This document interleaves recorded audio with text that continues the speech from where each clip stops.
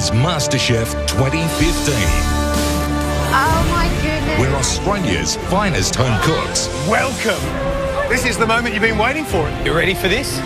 put it all on the line The pressure is on. for the chance to live their dream. I did it, man. I just can't even believe that it's happening.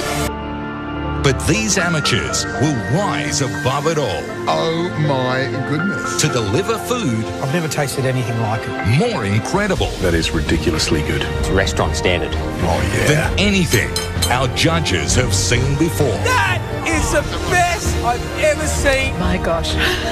It's delicious. I'm in heaven. It just all works. My God. Lives will be transformed Unbelievable. as one phenomenal home cook I'm absolutely gobsmacked. emerges beyond all others Spectacular. to become Australia's next MasterChef.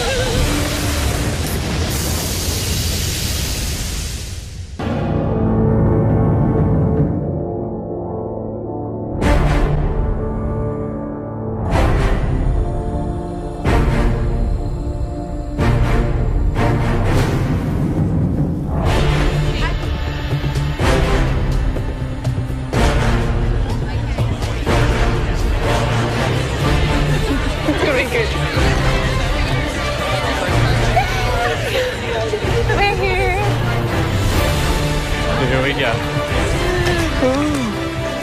So exciting. Every time I cook for someone and they eat it and they love it, it just fills my heart. It makes me feel so warm inside, and I just want to make people happy through my food. Let's do it. My name's Carl. I've got a salmon and a Vietnamese wet fried rice. That is delicious. That's really yummy. Welcome to the top 24. Thank you.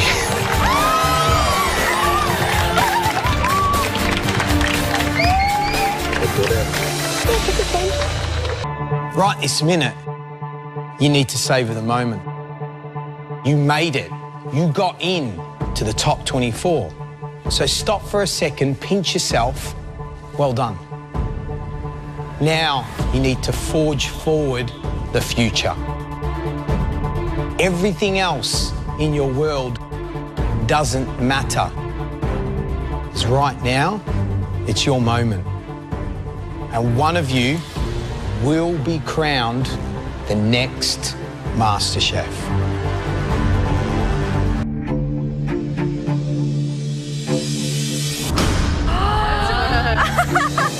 Oh, it is mystery boxes. Oh, there's 3. Oh my God. Yep, it's the MasterChef classic, the mystery box. But to be a little bit more specific, mystery boxes. Each of these mystery boxes are a different set of ingredients. One chosen by Gary, one chosen by Matt, and one chosen by me. All you have to do is choose one of them. But before, you know what's in them. Today's all about making a really great first impression, so the box you choose is absolutely crucial. It's time to pick who you want to cook with. Step up, line up behind the box. Come on. Yeah, come on. We have to stand in front of the judges whose box we think that we want to cook from without knowing the ingredients under the box. I don't know. I do not know. The difficulty with that is we're sort of basing it on the judge and what sort of food that we think they would have put in the mystery box. No, I'm going that one. No. But we still don't have any idea what's going to be there. I don't know now you've clumped up in your little groups whether or not you have a better idea of what you think's in here. You think this is too sweet? That's good. My name's Carl. I'm 25 years old. I'm from Melbourne. I've chosen to do MasterChef because I want to change my life. I want to prove to my parents that I can actually have a career in food. My parents came to Australia as refugees during the Vietnam War with no money, no friends, so it was really hard for them. But they found jobs and they've gotten to where we are now. I'm really grateful for that. They don't want me to go through any hardships, which is why they want me to follow my brother's footsteps. He's a pharmacist. He owns like all these pharmacies. He's doing really well. And that was my dad's plan for me. I studied pharmacy for a few years. I only had like a year left and I could have graduated, but I just couldn't do it anymore. There was just no passion. I want to have a career in food. But my parents are not very supportive.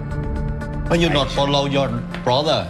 Because it's boring. I don't like it. You only 1 more year. Why you stop? Keep trying first.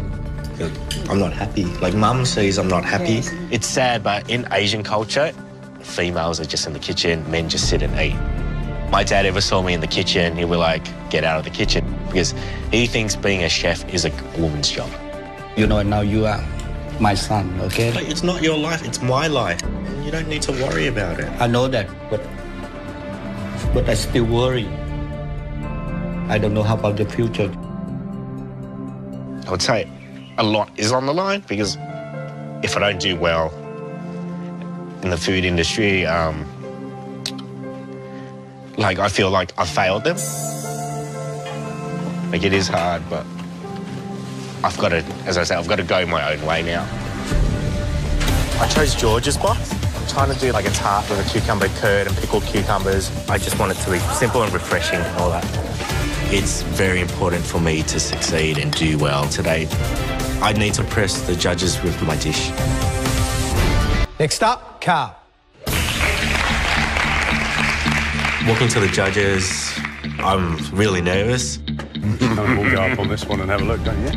Hoping that it all balances well. Take your time. Take your time. Yeah, this could be the make or break, this bit, Yeah. couldn't it? Looks nice. It's got nice colours. Oh, look at that. But in the back of my mind, I'm scared that the judges might think it's too simple and that I haven't done enough. Right, Car, what did you cook? Cucumber granita with a ouzo cream, crumbly biscuit, meringue shards and a pickled cucumber. Nice. So dessert, yeah? Yes, it is. From my box. Yes, it is. There you go. Sounds amazing. Looks amazing. Looks amazing. Smells amazing. But does it taste amazing? Enough of the talk. Let's find out.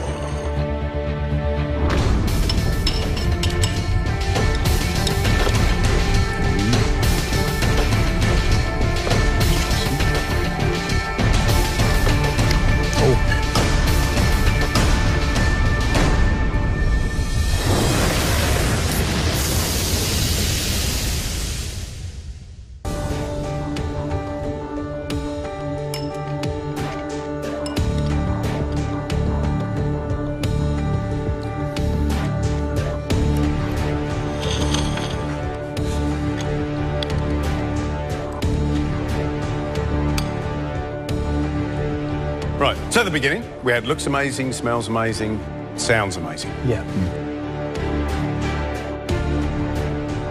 But does it taste amazing?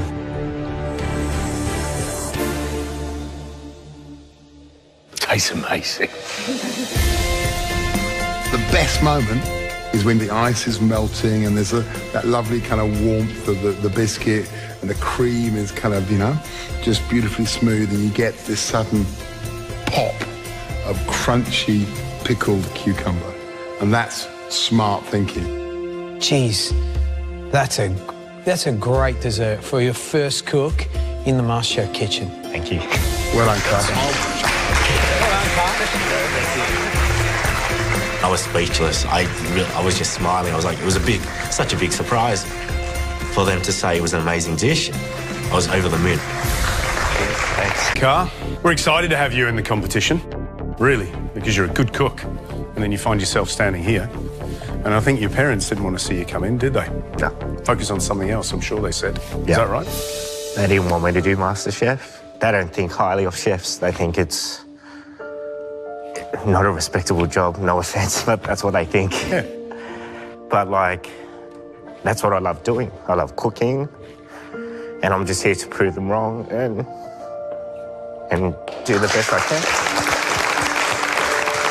Staying in this competition is the most important thing in my life. I want to prove to my parents that I can actually do really well in this industry. Next Next up, Car, you look terrified. You familiar? You're looking at them going, yep, know that, know that, know that. Sword. There's certainly a couple of fish on the table that you could confuse with something else. There's no doubt about it. I'm not feeling confident at all. And I see a flat fish and I'm like, I think I know it. This one here, name it. Flounder. Flounder.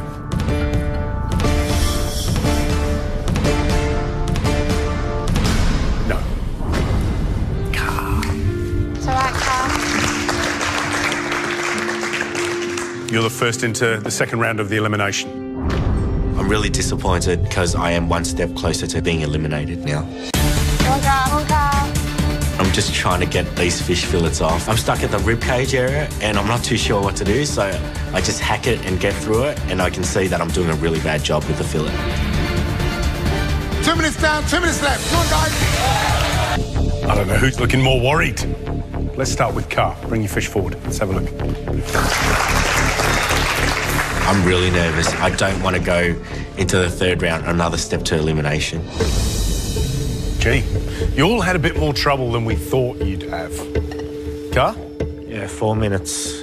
It's not a lot of time. No, it's not as quick, Yeah, isn't it's it? quick. But, you know, you've got the fillets off, so that's one thing, but you've, as George is pointing out, you've smashed the flesh. And that's the problem with a snapper. It's got very delicate flesh. So if you tried to cook that, that'd just fall apart. You know, Carl, with this competition, it's often about what everyone else has done as much as what you've done. Thank you, Carl. If I call your name, you're through to the third and final round of the first elimination. Marcus.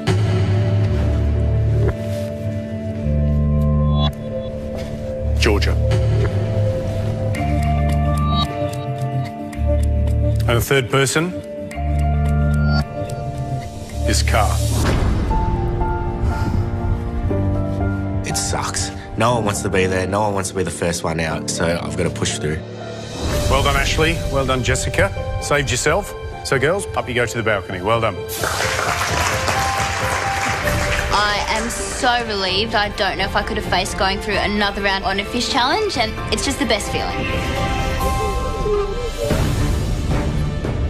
Car, Marcus, Georgia, this is it.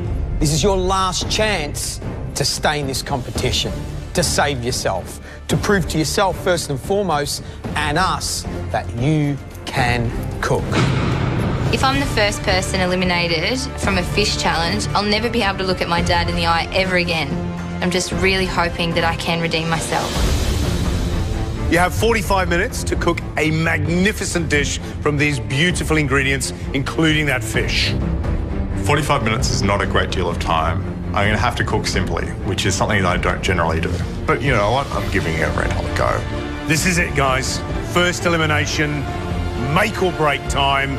You have 45 minutes and your time starts now. Car, what's the dish? We're going to do a seared tuna with crushed potatoes with a lemon vinaigrette. Hey, that sounds all right, doesn't it? Smart. Don't have to fillet the fish, that's do you? yum. Yeah. That can look really pretty. I mean, it can look bistro and just, you know, with the potato in the bowl, but it could look really pretty. Risk is, though, tuna. Overcook that. I promise you I won't overcook it. It's like cardboard, right? I love promises, You Carl. promised me. I promise love you. promises. So I've eaten this tuna a lot before, but I've actually never cooked with it. So I'm a bit worried, but I have time to think about it. The pressure is well and truly building. 5 minutes to go. Come on!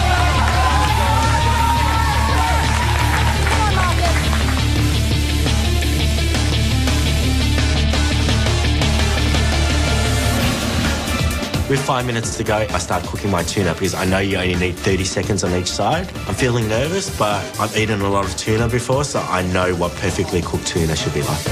Flip. Flip it.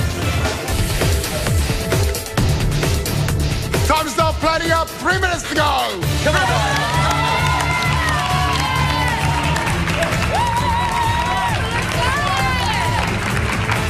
Keep pushing, Marcus. Where are you going? Tuna looks beautiful, Car. Looking great, Gorgeous, man. Car.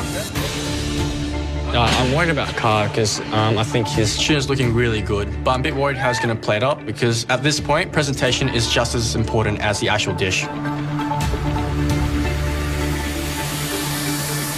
You know what? It's like a clock. I make it look just like food, natural. Yeah. The clock's up there. I don't need a clock on the plate. So I've got 2 minutes to go and George comes in and he's hating how I'm plating the dish. So I panic and I run and I just try to get another plate. Come on, come on, come on. So at this rate, I'm possibly facing elimination and leaving this competition. And I'm just really worried. Marcus, just get it on. 10 seconds. 9, 8, 7, 6, 5, 4, 3, 2, 1.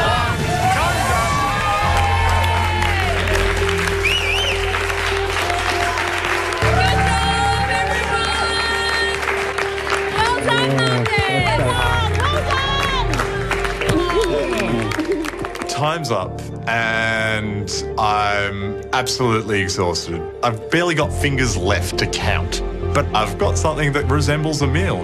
I'm relieved, I'm a bit overwhelmed. It's been a really big day. I'm not super happy with the presentation, but I did my best and that's all I could do. I believe this dish will make my parents proud because I cook to the best of my abilities and hopefully it'll keep me in.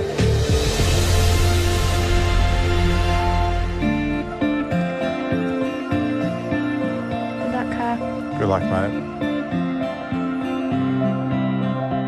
Feeling immense pressure because I've got to prove that I can actually do well in this industry and to prove to my parents that I can actually be a good chef. So that dish holds my future.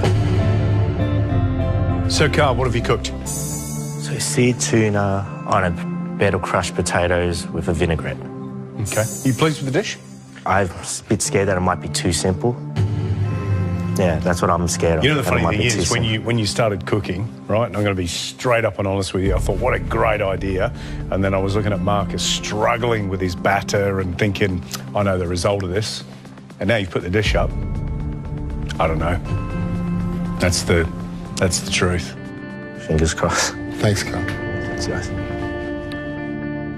Look, I mean, we know that it lacks that slight little bit of, gloss, shine. And he's trying to present it prettily. Yeah. In Carl's terms, he's got a lot to learn, let's be honest. The tuna was the easy way to go. Taking fillets off, we want to see technique as well, don't we? That's the smart way to go, I reckon. Smart, but you know what? At this stage of the competition, stand out from the pack. Yeah. Show us what you can do.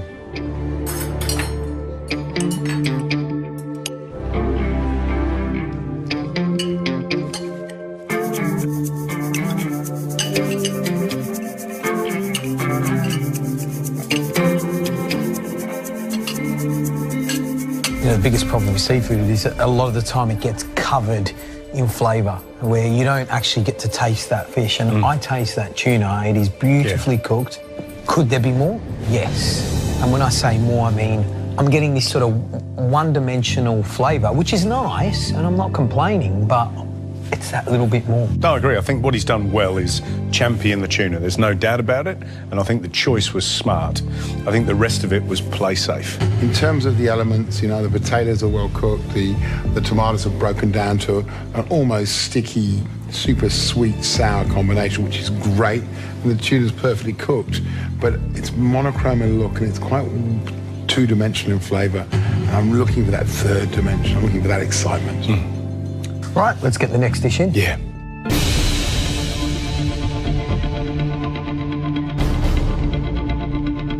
Big day today.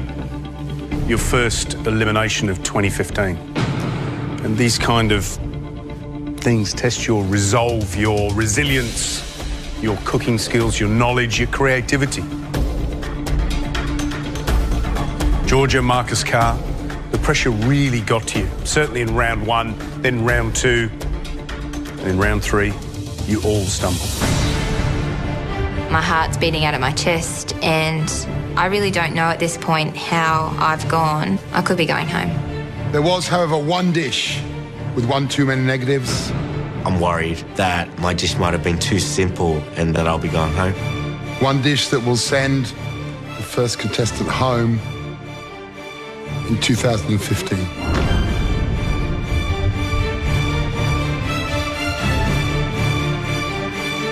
That's why, Marcus, you're going home. Cara and Georgia, you're safe. Oh, well done. It's all right.